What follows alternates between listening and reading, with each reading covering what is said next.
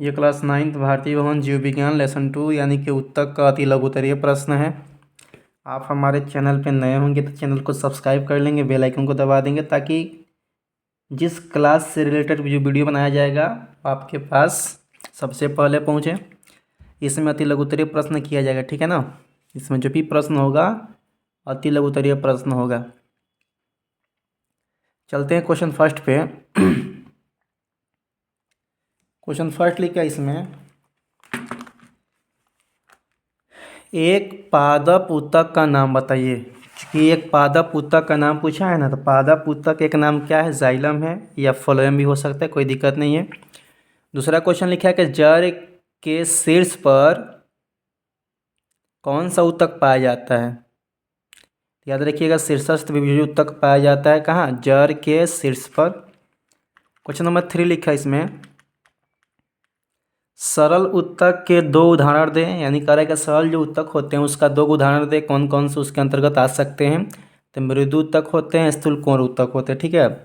4 number question है कि किस उत्तक की कोशिकाएं सदा विभाजित होती रहती है। कह रहा है कौन सा ऐसा उत्तक है जिनकी कोशिकाएं क्या होती है, सदा यानी हमेशा विभाजित होती रहती है।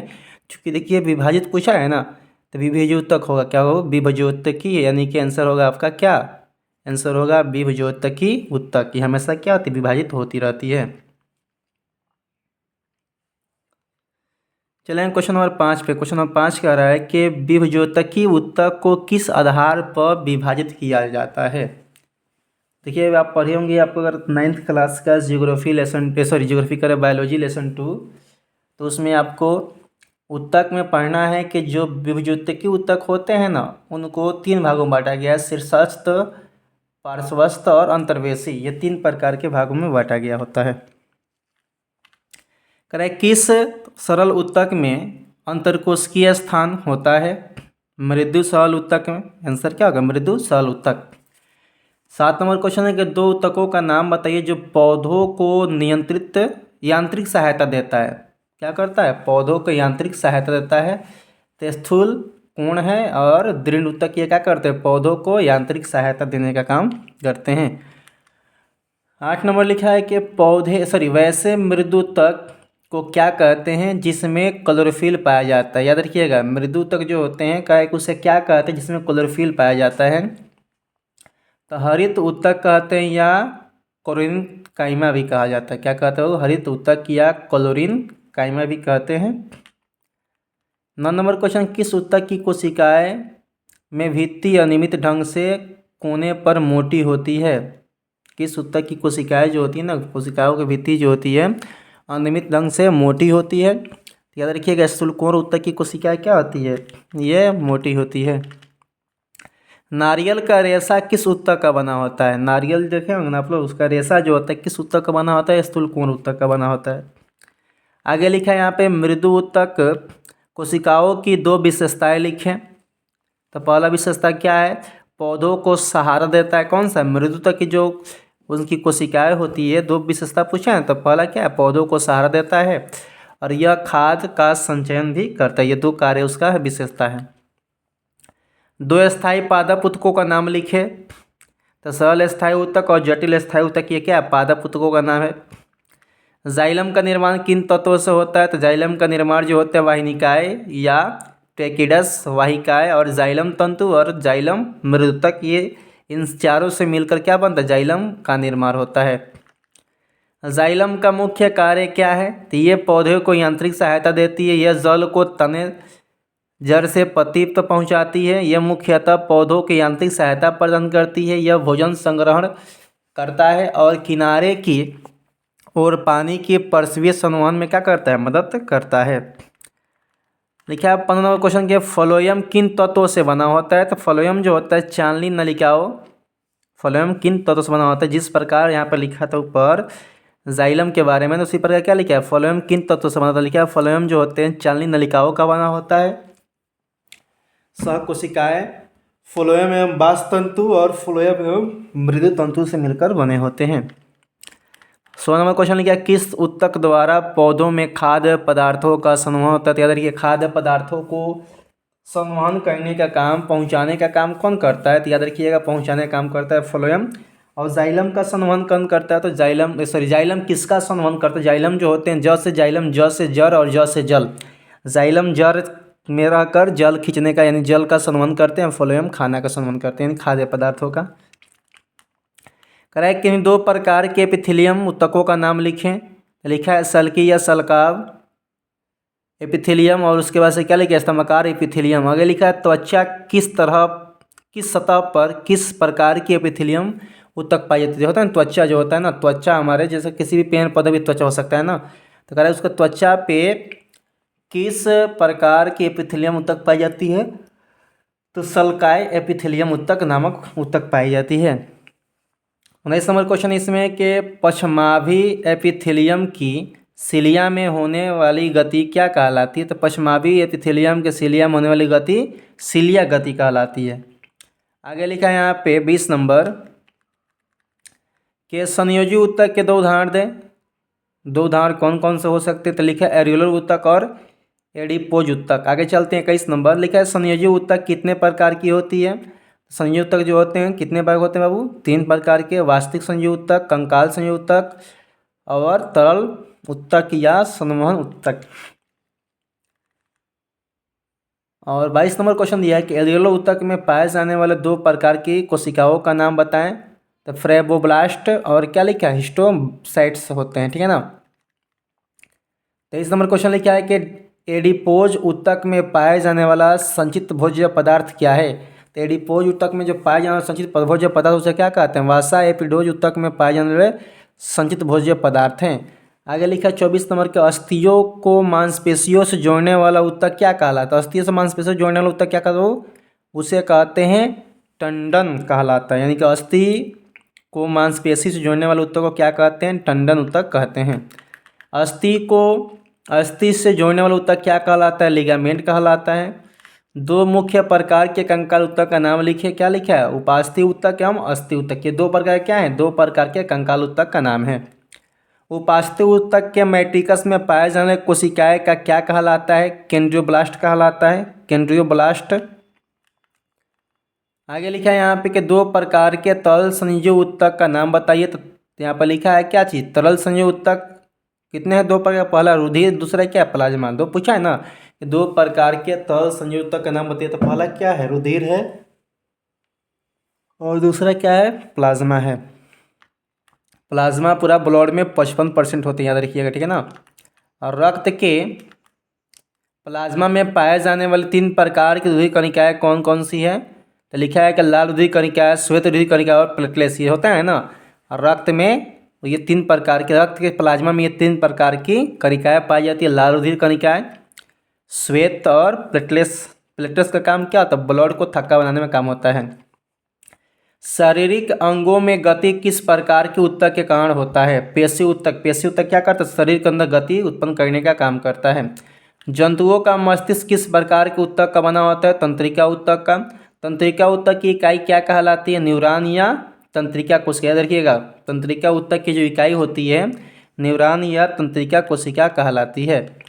बहुकोशिकीय जीवों में कार्य के दक्षतापूर्वक संचालन के लिए क्या व्यवस्था रहती है? जो बहुकोशिकीय जीव होते हैं, कार्य उनके शरीर के अंदर कार्य को करने के लिए, संचालन के कार्य को करना यानी होता है संचालन करना, कार्य क्या व्यवस्था रहती है? तो बहुकोशिकीय जीवों में कार्य के दक्षतापूर्वक संचालन के लिए कोशिकाएं भिन्न भिन्न समूह होते हैं और कोशिकाओं के इस समूह को क्या कहते हैं? ऊतक। क्योंकि हमारे शरीर के अंदर बहुत सारे पार्ट्स होते हैं, बहुकोशिकीय जीव जो भी होते हैं ना, उनके अंदर क्या होता है? अलग अलग कार्य को करने के लिए अलग अलग अंग होते हैं, ठीक है ना। याद रखिए, अलग अलग कार्य को करने के लिए, अलग अलग कार्य को संपादित करने के लिए, संचालन करने के लिए अलग अलग अंग होते हैं। लिखा है यहाँ पे समान उत्पत्ति तथा समान कार्य को संपादित करने वाली कोशिकाओं के समूह को क्या कहते हैं? ऊतक कहते हैं। लिखा है कि ताने की चौड़ाई में वृद्धि किन ऊतकों के निर्माण में होती है? जो होता है तना, पेड़ पौधे जो ताने होते हैं उसके कारण उसके चौड़ाई में वृद्धि होता है। किस ऊतक के कारण होता है? तो पार्श्वबीज ऊतक के कारण होता है। क्वेश्चन 36 लिखा है पतियों के आधार पर या टहनी के पर्व के दोनों ओर पाए जाने वाले ऊतक क्या कहलाते हैं? अंतर्वेशी या अंतर्विष्ट ऊतक कहलाते हैं। अस्थायी ऊतक का निर्माण किस ऊतक की वृद्धि के फलस्वरूप होता है? अंतर्वेशी या अंतर्विष्ट ऊतक की वजह से होता है, ठीक है ना। 38 में लिखा है कि सरल स्थायी ऊतक किस प्रकार की कोशिकाओं का बना होता है? तो सरल स्थायी ऊतक जो होता है ना, समरूप कोशिकाओं का बना होता है। जटिल पौधों में मुख्यतः किस प्रकार का ऊतक पाया जाता है? वायुक्त या एरेनकाइमा पाया जाता है, ठीक है ना। 40 नंबर लिखा है, किस ऊतक की कोशिकाएं मृत, लंबी, संकरी और दोनों सिरों पर क्या होती है? नुकीली होती है। तो दृढ़ ऊतक जो होती है ना, दृढ़ ऊतक को क्या कहते हैं? तो एस कलरेनकाइमा भी कहते हैं। इसकी जो होती है ना, कह रहा है कि इस ऊतक की कोशिकाएं मृत, लंबी और संकरी और सिरों पे क्या होती है? नुकीली होती है। लिखा है कि शुष्क स्थानों पर पाए जाने वाले पौधों में एपिडर्मिस की कोशिकाओं के ऊपर किसकी एक परत रहती है? तो क्यूटिकल की रहती है। शुष्क का मतलब होता है वैसे क्षेत्र जहाँ क्या होता हो, नमी यानी पानी के लेवल थोड़ा कम होता है, उसी को कहते हैं। उस प्रकार के पौधों में क्या होता है? एपिडर्मी की कोशिकाओं के ऊपर किसकी परत पाई जाती है? तो क्यूटिकल की परत पाई जाती है, ठीक है ना। आगे क्वेश्चन लिखा है, क्या कर्क कोशिकाओं में जीव द्रव्य पाया जाता है? तो याद रखिए, कर्क कोशिका में जीव द्रव्य नहीं पाया जाता है, ठीक है ना। दो या दो से अधिक प्रकार की कोशिकाओं से बने ऊतक क्या कहलाते हैं? जटिल स्थायी ऊतक कहलाते हैं। याद रखिए, दो या दो से जो अधिक प्रकार की कोशिकाओं से बने जो ऊतक होते हैं उससे क्या कहते हैं? तो जटिल ऊतक कहते हैं। जाइलम एवं फ्लोएम मिलकर किसका निर्माण करते हैं? तो जाइलम फ्लोएम मिलकर यह संवहन बंडल का निर्माण करते हैं। इससे आपका देखिए अति लघु उत्तरीय से क्या होता है? एग्जाम से रिलेटेड में क्या होता है? ऑब्जेक्टिव क्वेश्चन आते रहते हैं। कहाँ? अति लघु उत्तरीय से ही क्या होता है? कभी कभी क्या होता है एग्जाम सेटअप में कि बहुत सारे क्वेश्चन अति लघु उत्तरीय से ही ऑब्जेक्टिव के तौर पे सेट करके बच्चों के सामने ला दिया जाता है, ताकि क्या बच्चे कम से कम क्वेश्चन कर पाए, उनका क्या हो, नंबर कम से कम उठे। इसलिए आप अति लघु उत्तरीय प्रश्नों को भी देखेंगे। अति लघु उत्तरीय प्रश्न समझिए कि 50% आपका ऑब्जेक्टिव तैयार हो जाता है, और आपने बुक में दिया हुआ नॉर्मल ऑब्जेक्टिव याद करते तो वैसे क्या होता है, आपका रिजल्ट थोड़ा कम आ जाता है।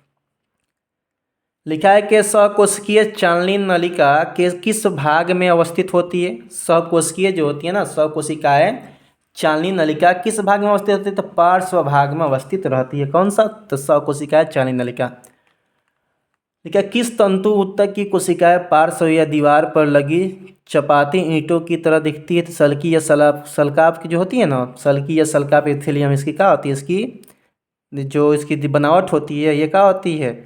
ईंटों यानी चपाटी ईंटों जो होती है ना उसकी तरह दिखाई देती है। किस ऊतक के मुक्त सिरे पर सूक्ष्म रसांकुकार विद्यमान होते हैं? तो याद रखिए, स्तंभाकार जो एपिथेलियम ऊतक होते हैं ना, इनके सिरे पर क्या होते हैं? सूक्ष्म रसांकुकार विद्यमान होते हैं। कराए के छोटी आंत के भीतरी स्तर पर निर्माण किस ऊतक से होता है? तो स्तंभाकार एपिथेलियम से होता है। घनाकार कोशिकाओं वाले ऊतक को क्या कहते हैं? क्यूबाइडल एपिथेलियम कहते हैं। जो घनाकार कोशिका होते हैं ना उन ऊतकों को क्या कहते हैं? एबाइडल एपिथेलियम कहते हैं। आगे लिखा है कि अंडविहीनी में अंडाणु को एक ही दिशा में जाने के लिए किस ऊतक की कोशिकाएं मदद करती है? अंडविहीनी होता है ना, अंडविहीनी में होता है ना, अंडविहीनी में अंडाणु को एक ही दिशा में जाने के लिए किस ऊतक की कोशिका मदद करती है? तो पश्चमाभी या पश्चमल एपिथेलियम यही मदद करती है क्या आगे बढ़ने में। एंटीबॉडी का निर्माण किन कोशिकाओं द्वारा होता है? तो प्लाज्मा कोशिकाओं द्वारा क्या होता है? एंटीबॉडी का निर्माण होता है। आगे क्वेश्चन लिखा है इसमें, किस ऊतक में तारे जैसी कोशिकाएं पाई जाती है? तारे मतलब स्टार की तरह ना, तो जलावत संयोजी ऊतक जो होते हैं ना इनकी बनावट क्या होती है? स्टार की तरह होती है। लिखा है कि बाह्य कण में किस प्रकार के ऊतक पाया जाता है? तो कंकाल ऊतक पाया जाता है। बाह्य जो कण होते हैं ना, बाह्य कण जो होते हैं उसमें कौन सा हो? कंकाल ऊतक पाया जाता है। हैवर्सियन नलिकाएं कहाँ पाई जाती है? तो मैमेलियम अवस्था की अनुप्रस्थ काट में पाई जाती है। आयरन के हिसाब से प्लाज्मा रुधिर का कितना परसेंट? वो मैंने भी बताया था ना कि प्लाज्मा जो है आपके 55% होता है कहाँ? ब्लड के अंदर। किस प्रकार की रुधिर कोशिकाओं के केंद्रक में नहीं पाया जाता है? किस प्रकार की रुधिर कोशिकाओं में केंद्रक नहीं पाया जाता है? कौन सा ऐसा रुधिर का कोशिका है जिसमें केंद्रक नहीं पाता? याद रखिएगा, लाल रुधिर कणिकाएं जो हैं इसमें केंद्रक नहीं पाए जाते हैं। आगे लिखा है यहाँ पे कि लाल रुधिर कणिकाओं में पाए जाने वाले प्रोटीन रंजक को क्या कहते हैं? निकल रहा है कि रेड ब्लड जो होते हैं आरबीसी जो ब्लड होते हैं कणिकाएं, उसमें कौन से ऐसा पदार्थ होता है जो उसको लाल करने में निरंजक पाया जाता है? तो हीमोग्लोबिन क्या करता है? ब्लड को लाल करने में मदद करता है, यानी कि हीमोग्लोबिन के कारण ही ब्लड लाल होती है, यानी रक्त यानी खून लाल होते हैं। आगे क्वेश्चन लिखा है 58 नंबर कि एक न्यूरॉन के एक्सॉन के अंतिम छोर की शाखा एक दूसरे न्यूरॉन के डेंड्राइट से जोड़कर क्या बनाती है? तो सिनेप्स याद रखिएगा, कहने का मतलब एक न्यूरॉन है और उसका अंतिम छोर है और फिर अगले न्यूरॉन से जुड़ती है, जुड़ कर क्या बनाती है, तो याद रखिएगा सिनेप्स क्या बनाती है, वो सिनेप्स बनाती है, सिनेप्स बनाती है। याद रखिएगा ये आपका अति लघु उत्तरीय क्वेश्चन लेसन 2 उत्तर 9th क्लास का 58 था, वीक खत्म हो गया।